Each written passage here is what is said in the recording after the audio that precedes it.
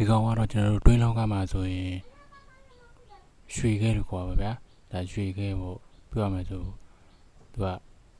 စလင်းသားနဲ့အဲ့လိုဗဟန်းနဲ့အရင်ကတ်နေရတော့မဟုတ်အရင်ကောင်းနေတယ်လည်းမပါဘူးဗျာသူက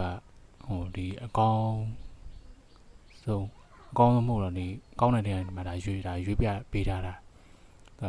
ရွှေလည်းအရင်မကတ်သေးပါဘူးအရင်လည်းကြောကမကောင်းသေးပါဘူးအဲ့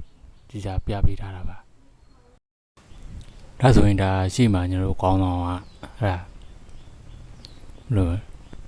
တူနဲ့ရှိရအဲ့လိုရိုက်တဲ့စုလို့ခေါ်ပါဗျာအဲ့လိုပါနဲ့ရိုက်ခွာတယ်အခုဒါသူဆိုရင်အကျော်ကောင်းတာသူကြည်နေတာအဲ့လိုကောင်းတယ်ဆိုရင်ကောင်းတယ်သူကောင်းတယ်ဆိုရင်ဒါကျွန်တော်တို့နောက်ကိုပေးတယ်မကောင်းဘူးဆိုရင်ဘေးကိုနှုတ်ပယ်တယ်ဗျာအဲ့လိုမျိုးသူရိုက်နေတာပေါ့အကျော်အကျော်ကအရင်မကောင်းတော့အဲ့လိုရွေးပြီးတော့ယူရတာဗျာ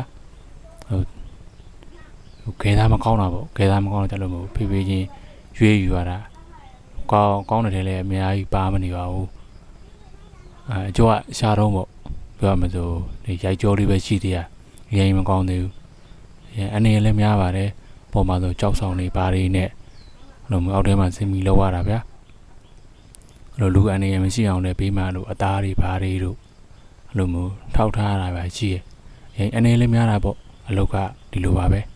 ဒီနေ့လည်းပြည်ရလေပြည်ရတော့ဘုံတော့ဒီလိုလည်းဆုံးမှာဟုတ်တယ်